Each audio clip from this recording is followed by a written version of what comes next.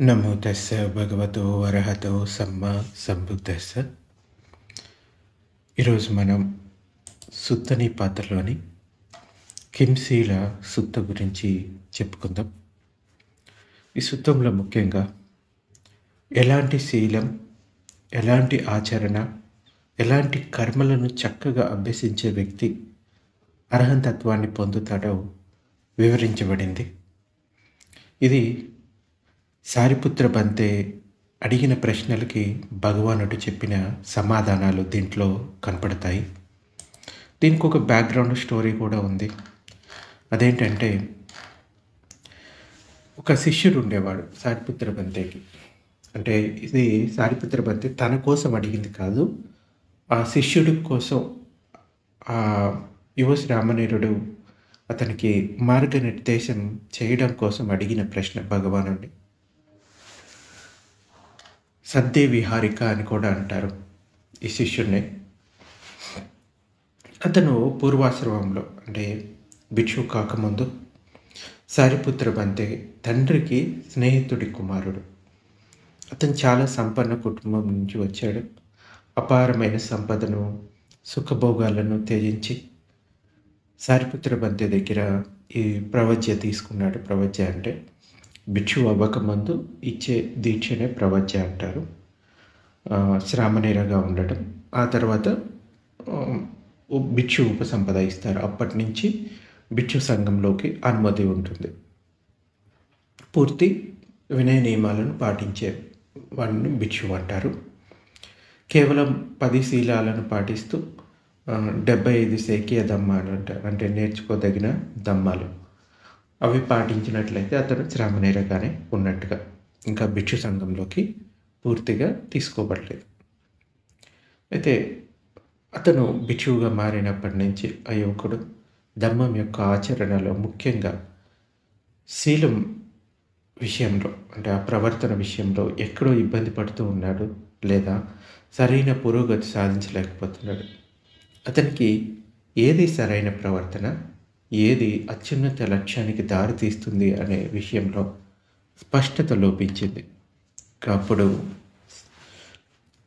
ఆ శిష్యుడి పరిస్థితిని గమనించిన సారిపుత్ర బంతే అతనికి స్వయంగా చెప్పడం కంటే భగవానుడి ద్వారా చెప్పిస్తే ఆ ప్రభావం ఎక్కువగా ఉంటుందని భావించాడు. అందుకే ఆ యువ సన్యాసిని, అంటే యువ భిక్షువుని వెంట పెట్టుకొని భగవానుడి దగ్గరికి వెళ్ళాడు. అక్కడ ఆ యువకుడి ప్రయోజనం కోసం సారిపుత్ర బంతే తనకు ఏమీ తెలియని వాడిలా బుద్ధుడిని ప్రశ్న అడిగాడు. అదేంటంటే, బంతే ఎటువంటి శీలం, ఎటువంటి ప్రవర్తన కలవాడు అత్యున్నత లక్ష్యాన్ని పొందుతాడు అని. ముందుగా పాలీ నుంచి తెలుగు ట్రాన్స్లేషన్ చూద్దాం, ఆ తర్వాత దానికి వివరణ చూద్దాం. చాలా చిన్న సూత్రమే ఇది, కానీ దీని అర్థాన్ని మనం చాలా బ్రాడ్గా అర్థం చేసుకోవాలి. అంటే చాలా విస్తారంగా ఉంటుంది దీని అర్థం. కొన్ని చిన్న చిన్న సూత్రాలే ఉంటాయి, కానీ వాటిని అర్థం చేసుకుంటే నిబ్బానం దాకా చేరుకోవచ్చు. అటువంటి సూత్రాలు ఉంటాయి.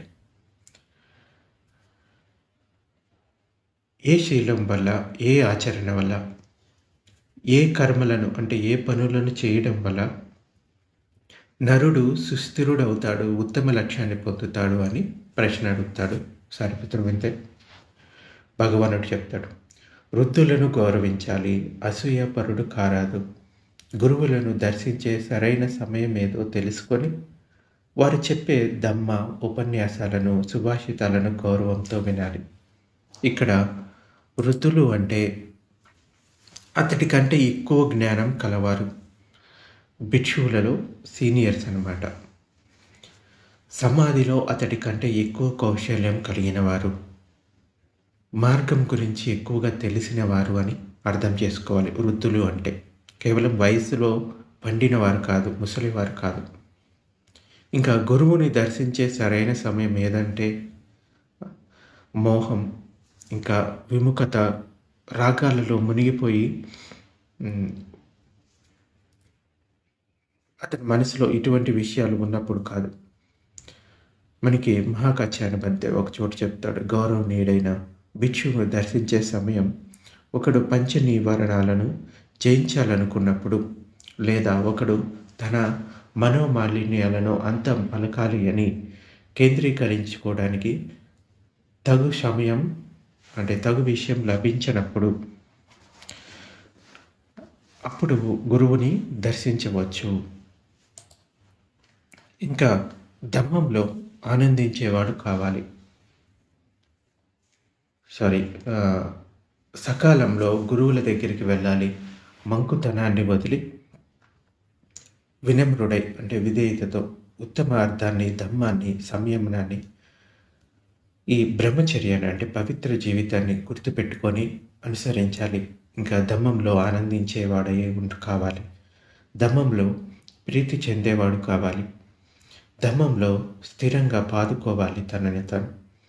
ధమ్మ నిశ్చయం ఎలా చేయాలో తెలుసుకోవాలి.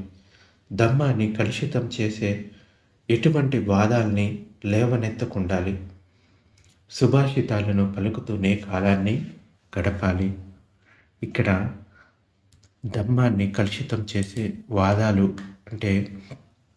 జంతు భాషణం అంటారు. అవేంటంటే అనవసరమైన ప్రశ్నలు, అనవసరమైన బాహ్య విషయాలు. ఒక 2 జంతువులు కూర్చొని మాట్లాడుకుంటున్నప్పుడు ఏం మాట్లాడుకుంటాయి? అటువంటివి, లేకపోతే వేరే వేరే కథల గురించి మాట్లాడుకోవడం, అటువంటి వాటికి దూరంగా ఉండాలి.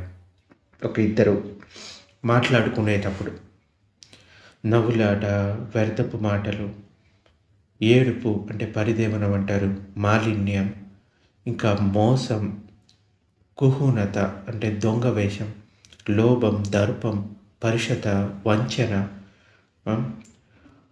మూర్ఖం మూర్ఖంతో కూడిన మనస్సుని వదిలి స్థిర మనస్సుతో మోహ విముక్తుడై అతడు జీవించాలి. వినడం వలన సుభాషితాల సారాన్ని, సమాధి సారాన్ని తెలుసుకో. తొందరపాటు ఉన్నవాడిలో, అజాగ్రత్తతో ఉండేవానిలో ప్రజ్ఞ పాండిత్యాలు వృద్ధి చెందవు. అరియులు ప్రకటించిన ధర్మంలో ఆనందించే వారిని మనోవాక్కాయ కర్మలలో ఎవరు అధిగమించలేరు. వారు శాంతిలో, నిగ్రహంలో, సమాధిలో సుస్థిరులవుతారు. ప్రజ్ఞ పాండిత్యాల సారాన్ని పొందుతారు. మనకి ముఖ్యంగా ఎటువంటి లక్షణాల వల్ల ఈ నిబ్బానం వైపు చేరుతాము అన్నది ఇక్కడ చెప్తారు. ఉపన్యాసం చివరిలో సారం అని చెప్పుకున్నారు కదా. సారం అనే పదం 3 సార్లు వచ్చింది. సారం అనేది రూపకమే అయినా దానిని సారంగా అనువదించడంలో, రూపకంలో ఉన్న అంతరార్థం ఎగిరిపోయింది. ఇప్పుడు ఒక సారాన్ని వెతికేవాడు, లేకపోతే సరైన విషయాన్ని వెతికేవాడు అని కూడా చూడొచ్చు.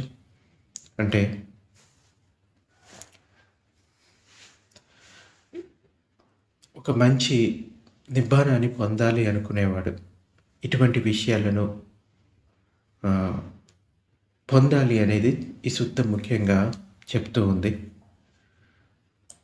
అయితే దీన్ని కొంచెం వివరంగా చెప్పుకుందాం. మొదట గురువుల పట్ల గౌరవం, సమయపాలన అన్నది చాలా ముఖ్యం. ఇక్కడ వయసులోను, జ్ఞానంలోను పెద్దవారైన వారి పట్ల గౌరవం కలిగి ఉండాలి. అలాగే ఇతరుల అభివృద్ధిని చూసి అసూయ పడకూడదు. గురువులను దర్శించడానికి సరైన సమయం ఏదో తెలుసుకోవాలి. గురువులు ధ్యానంలో ఉన్నప్పుడు లేదా విశ్రాంతిలో ఉన్నప్పుడు కాకుండా వారు బోధించడానికి సిద్ధంగా ఉన్నప్పుడు వెళ్ళాలి. ఆ సరైన ముహూర్తంలో వెళ్ళినప్పుడు వారు చెప్పే ధర్మాన్ని శ్రద్ధగా వినాలి. ఇప్పుడు వినడానికి వెళ్ళినప్పుడు శ్రద్ధ లేకుంటే దానివల్ల ఉపయోగం లేదు కదా. ఏదైనా భిక్షు దగ్గరికి వెళ్ళినప్పుడు అది మనసు పెట్టి వినాలి. ఇంకా వినయం, శ్రద్ధ ఈ 2 కూడా కలిగి ఉండాలి. గురువు దగ్గరికి వెళ్ళేటప్పుడు మొండితనం మరియు అహంకారం విడిచిపెట్టాలి. మనసును శాంతంగా ఏకాగ్రతతో ఉంచుకోవాలి. వారు చెప్పే సుభాషితాలు అంటే మంచి మాటల అర్థాన్ని గ్రహించి మంచి ప్రవర్తనను అలవర్చుకోవాలి. ఇక ధర్మం పైన ఆసక్తిని పెంచుకోవాలి. ధర్మాన్ని తన ఉద్యానవనంలా అంటే ఆనందాన్ని ఇచ్చేదిగా భావించాలి. ధర్మాన్ని గుడ్డిగా నమ్మకుండా దానిని విశ్లేషించాలి, పరిశోధించాలి. ధర్మానికి హాని కలిగించే లేదా వ్యతిరేకమైన మాటలను మాట్లాడకూడదు. సత్పురుషులు నడిచిన దారిలోనే నడవాలి. ఇంకా వదలవలసిన దుర్గుణాలను వదిలిపెట్టాలి. అవేంటంటే, ఒక సాధకుడు ఐదు ఐదు రకాల విషయాలను వదిలిపెట్టాలి. అనవసరమైన నవ్వులు, పరిహాసం, చాడీలు చెప్పడం, వ్యర్థ ప్రలాపనలు, ఏడుపు, విచారం, ఇంకా మోసం మరియు కపట బుద్ధి, గర్వం మరియు అతి గర్వం, వీటన్నిటిని వదిలి శాంతంగా సంచరించాలి. ఇంకా వాళ్ళు చెప్పిన అర్థాలను అంటే గురువులు చెప్పిన ధమ్మ అర్థాలను వాటి సారాంశాన్ని గ్రహించాలి. అదేంటంటే, మంచి మాటలకు సుభాషితాలకు అర్థమే ఈ సారాంశం. అంటే విన్నదానికి ఏకాగ్రత, శాంతమే సారాంశం. తొందరపాటు ఉన్నవారికి, మనసు కుదుట పడని వారికి ఈ జ్ఞానం సిద్ధించదు. ఇంకా ఎవరైతే ధమ్మంలో రమిస్తారో, ధమ్మంలో ఆనందిస్తారో, ఎవరైతే చక్కని ఏకాగ్రత కలిగి ఉంటారో సుసిమాహితో అంటారు. ఎవరైతే సత్పురుషులైన గురువులను ఆశ్రయిస్తారో వారికి ఈ జ్ఞానం సిద్ధిస్తుంది. ముఖ్యంగా ఈ సూక్తంలో చెప్పేది ఏంటంటే, కేవలం తెలివితేటలు ఉంటే సరిపోదు. వినయం, ఓర్పు, గురువుల పట్ల గౌరవం, అలాగే పెద్దల పట్ల గౌరవం, అది లేకుంటే ఎంత గొప్ప జ్ఞానం ఉన్నా అంటే కేవలం పాండిత్య జ్ఞానం అంటే విన్న ఈ నిబ్బానం కలగదు. తొందరపాటు లేని శాంతమైన మనసులోనే జ్ఞానం పుడుతుంది. అయితే ముఖ్యంగా గురువులను కలవడానికి వెళ్ళేటప్పుడు నాకన్నీ తెలుసు అనే అహంకారాన్ని, మొండితనాన్ని బయటే వదిలేసి వెళ్ళాలి. ఒట్టి కుండలో నీరు నింపినట్లు ఖాళీ మనసుతో వెళ్ళు. అప్పుడే వాళ్ళు చెప్పిన విషయాలు మనసులో నిలుస్తాయి. అలాగే గురువులను ఎప్పుడు ఖాళీగా ఉన్నారో, ఎప్పుడు బోధించడానికి సిద్ధంగా ఉన్నారో తెలుసుకొని ఆ సమయం చూసి వెళ్ళు. వెళ్ళినప్పుడు వారు చెప్పే మంచి విషయాలను శ్రద్ధగా వినాలి. నలుగురిలో ఉన్నప్పుడు ఈ చాడీలు, అనవసరమైన నవ్వులు, ఏడుపు, ఇంకా మోసపూరిత మాటలను వాటికి చెప్పి మీ శక్తిని వృధా చేసుకోవద్దు. ఇంకా ముఖ్యంగా చెట్టుకి గట్టి భాగం ఉంటుంది కదా, అది ఎంత ముఖ్యమో ఈ మాటల యొక్క సారాంశాన్ని అర్థం చేసుకోవడం కూడా అంతే ముఖ్యం. తొందరపాటు ఉన్నవాడికి, మనసు నిలకడ లేని వాడికి ఈ జ్ఞానం అవ్వదు. కేవలం శాంత స్వభావాలకే అది తగ్గుతుంది. ఇది విన్న తర్వాత యువ భిక్షువుకి జ్ఞానం కలిగింది. కేవలం ఈ గ్రంథాల పఠనం అంటే పుస్తకాలు చదవడం కాదు, వినయం, ఓర్పు, పెద్దల పట్ల గౌరవం కలిగి ఉండటమే నిజమైన సాధన అని అర్థం చేసుకున్నాడు. ఆ తర్వాత ప్రాక్టీస్ చేస్తూ నిబ్బానాన్ని పొందాడు. అయితే ఈ సూక్తాన్ని ముఖ్యంగా ఇప్పుడున్న సమాజంలో ఎదుర్కొంటున్న పరిస్థితుల్ని అనుగుణంగా చెప్పుకోవాలి అంటే 5 పాయింట్లు చెప్పుకోవచ్చు. అదేంటంటే, ఇప్పుడంతా కూడా ఓర్పు తక్కువైపోయింది. అంటే తొందరగా రిజల్ట్ రావాలి, ఇన్స్టెంట్ కావాలి. Instant food, instant reply, instant success. దీనివల్ల జనాల్లో ఓర్పు నశించి ఆందోళన పెరిగిపోతుంది.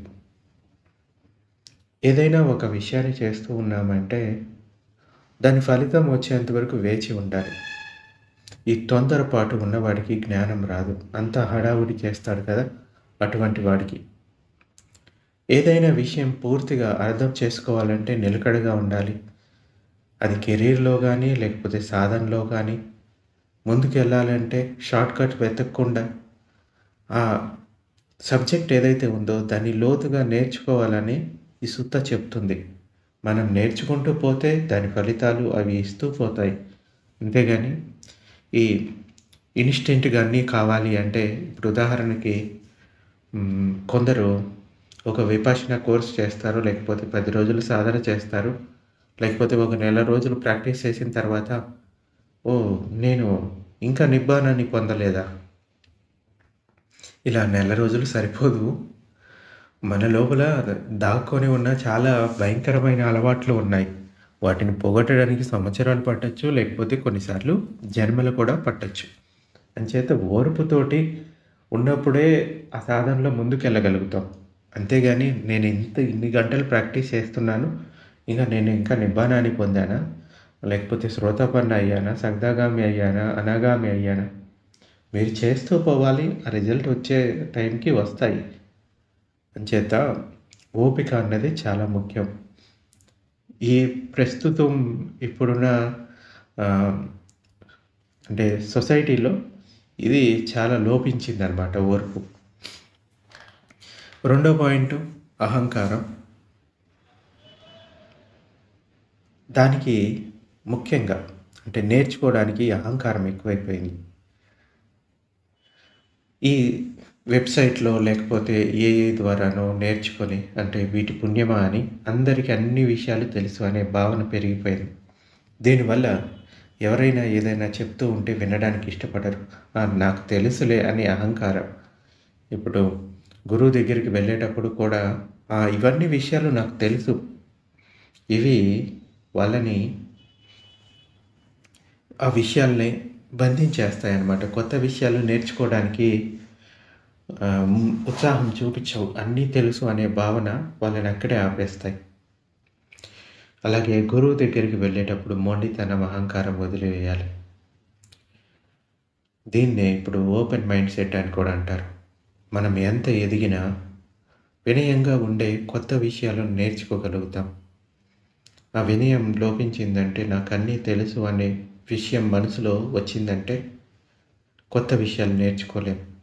ఈ కెరీర్‌లో గ్రోత్ కూడా ఉండదు. అంచేత వినయంగా ఉండటం నేర్చుకోవాలి. అహంకారాన్ని వదిలిపెట్టాలి. వినయాన్ని నేర్చుకోవాలి. ఇంకా అలాగే రైట్ స్పీచ్ గురించి కూడా అంటే మనం మాట్లాడే మాటలు సరైనవా కాదా అనేది చూసుకోమని కూడా ఈ సూత్రం బోధిస్తుంది. అనవసరమైన నవ్వులు, చాడీలు, గాసిప్‌లు వద్దు అని ఈ సూత్రం చెప్తుంది. ఇప్పుడున్న సోషల్ మీడియాలో ట్రోలింగ్స్, ఫేక్ న్యూస్, విషపూరిత కామెంట్లు పెట్టడం చూస్తూ ఉన్నాం కదా!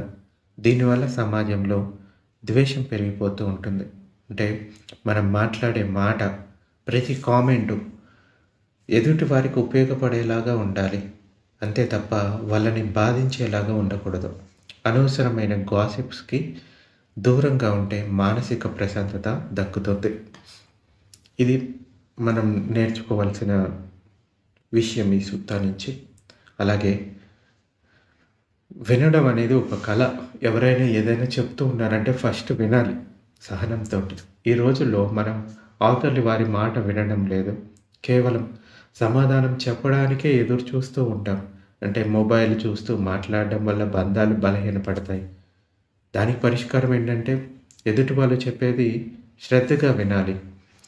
అది ఎదుటి వ్యక్తి అంటే ఉదాహరణకి ఆఫీసులో చేసే కొలీగ్స్ కావచ్చు, లేకపోతే భార్యాభర్తలై ఉండొచ్చు, పిల్లలై ఉండొచ్చు. ఎవరైనా చెప్పేది పూర్తిగా వినడం వల్ల సగం గొడవలు తగ్గుతాయి. అంచేత ఈ ఆర్ట్ ఆఫ్ లిజనింగ్ అంటారు దీన్ని. అంటే వినడం అనేది ఒక కళ.